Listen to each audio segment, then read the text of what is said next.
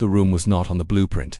I discovered that on the third night. I was staying alone in a government archive building on the outskirts of the city, an old administrative complex scheduled for demolition. My task was simple: catalog remaining documents before the structure was sealed and forgotten. The place was quiet, concrete and fluorescent, built with the cold efficiency of a past decade that believed permanence could be poured into walls. Most of the rooms were identical: offices, storage, records, walls painted a pale, lifeless gray, floors covered in scuffed linoleum. The air tasted stale, like dust and forgotten paperwork. It was a tomb for bureaucracy, and I was its temporary undertaker. And then there was one room that wasn't like the others. It appeared at the end of Corridor C, a long, echoing hallway where the fluorescent lights hummed a nervous tune. The corridor was supposed to terminate at a fire exit, a red metal door with a push bar, but it didn't. Instead, there was another door. No number, no label, just a flat gray surface, slightly darker than the surrounding walls, as if it had absorbed more of the shadows. At first, I just assumed I'd missed it. Buildings like this were labyrinths of inconsistencies, full of forgotten closets and walled-off passages. It was easy to get turned around. But later, back in my temporary office, a nagging feeling made me pull out the floor plans again. I smoothed the brittle yellowed paper onto my desk and traced the lines with my finger. Section A, Section B. Corridor C. My finger moved along the printed line past the designated offices, C1 through C16, and stopped. The blueprint showed the corridor ending 3 meters before that door, a solid wall that was no room C17. Yet the door existed. I didn't open it that night. A cold feeling, something beyond simple curiosity, held me back. I told myself it was just a mistake in the plans and went back to my work. But I couldn't shake the image of that featureless gray door standing where nothing should be. The first disturbance came later. Old buildings settle and make noises, pipes knocking in the walls, the distant hum of ventilation, the soft complaints of aging concrete. You get used to it, but sometime after midnight, another sound joined the building's tired rhythm: breathing. It was faint, irregular, and unmistakably human, and it wasn't coming from the corridor. I listened, holding my own breath, trying to pinpoint the source. It was coming from behind that door. The unmarked door in Corridor C. I found myself standing there in the humming silence, my hand hovering just inches from the cool metal of the handle. My mind raced, desperately offering every rational explanation it could find. It had to be air pressure differences, a trick of the ventilation system. Maybe someone else was working late, a maintenance worker I hadn't been told about. Then the breathing paused. A long silent moment stretched out. And just as I let out the breath I'd been holding, a soft, identical exhale came from the other side of the door. A perfect mirror of my own relief. I stumbled back, my heart hammering against my ribs. The sound had been too close, too deliberate. The door did not move. It just stood there, dark and silent. The next day, I felt foolish. The sunlight streaming through the dusty windows made the fears of the night seem ridiculous. Determined to find a logical answer, I sought out the security guard, a man named Arthur who'd worked there for 30 years. He was sitting in his small booth near the main entrance reading a newspaper. "Arthur," I started, trying to sound casual, "does anyone else have access to Corridor C at night?" He looked up, his brow furrowed in confusion. "There is no Corridor C," he said, his voice flat. "That whole wing was sealed off years ago, asbestos." "No, it's open," I insisted. "I've been working there.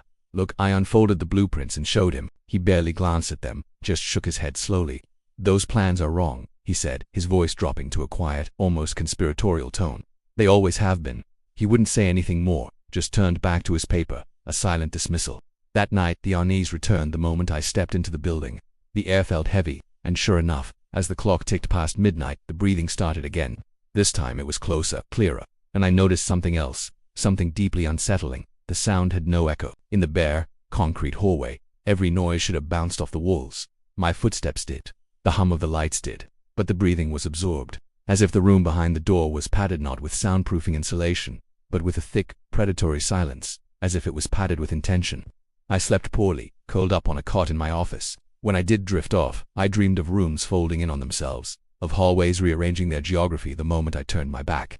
I dreamed of waiting, not that I was waiting for something, but that was the thing being waited for. On the fourth night, I found a note slipped beneath my office door. It was a single piece of torn paper, folded neatly.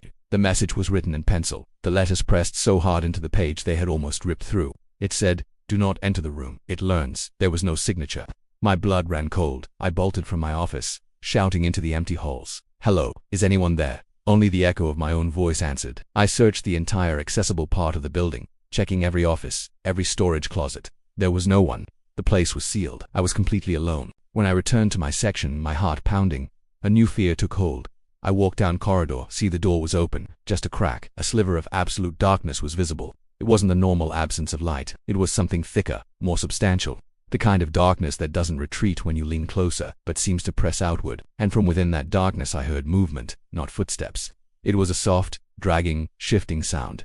The sound of a room adjusting its contents, like a body settling into a more comfortable position, as if it were making space for me. With trembling hands I reached out and pushed the door closed. It shut with a soft final click. I became obsessed. I abandoned my cataloging work and started digging through the archives for anything related to the building itself. In a dusty, mislabeled box in the deepest corner of the records room, I found them, a stack of old incident reports, memos, and handwritten notes dating back decades. Missing staff, sudden unexplained resignations, psychiatric leaves. A pattern emerged from the dry official language, and in the margins of several reports, scribbled in different handwriting over the years, was the same phrase: "The room reflects." One more note, tucked into the back of a folder, clarified everything. It wasn't a ghost story, it was something far worse. The room didn't trap people. It didn't harm them. It replaced them. Those who entered weren't killed. They were studied, observed with an impossible patience until the room understood their every detail, their shape, their voice, their habits, the way they walked, the way they sighed. Then, when it was ready, it would send something back out. Something almost correct. A perfect copy, with just enough wrongness to be terrifying if you knew what to look for. And the originals, they were kept inside, waiting. I dropped the files and ran back to corridor. My mind was screaming, but my feet carried me forward. I had to see. The door was wide open now, and the darkness inside was gone. Instead, there was light. Inside I saw furniture, my temporary desk, my worn-out office chair. My jacket was draped over the back of it, exactly as I had left it on my own chair just hours earlier. And seated at the desk, with its back to me, was a figure. It was me, or something that looked exactly like me. It was hunched over the desk, working. As I watched, frozen in the doorway, it paused, looked up, and turned. It smiled my smile. It had my eyes, and it took a deep, slow breath in. I finally understood. The room was patient.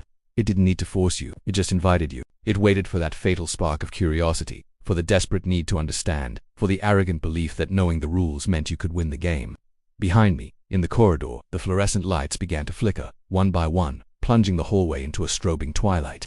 Ahead of me, the thing wearing my face stood up from the desk. It gestured toward the empty space beside it, an offering, a welcome, a continuation. I don't remember deciding. I don't remember crossing the threshold. I only remember the sensation of the air changing around me, growing denser, quieter, perfectly still. The sounds of the building, the humming lights, the knocking pipes, all faded into absolute silence. They say I finished my assignment ahead of schedule. The final report was submitted on time, praised for being thorough and precise. No irregularities were noted. The building was sealed, and eventually it was torn down. I returned to my life, my apartment, my friends, my routines. No one noticed anything different. No one seemed to think anything was wrong. But sometimes, late at night, when the world is quiet, I'll catch my reflection in a dark window. I'll see it holding its breath just a moment too long before it remembers to exhale. Sometimes, when I pass by closed doors, I hear a faint, shifting sound on the other side. Something adjusting itself, learning, waiting, and in those moments, I realize with a certainty colder and deeper than fear that I am no longer sure which side of that room I am on. Thanks for watching. If you enjoyed this story, don't forget to like, subscribe, and hit that notification bell for more content like this. Stay safe out there.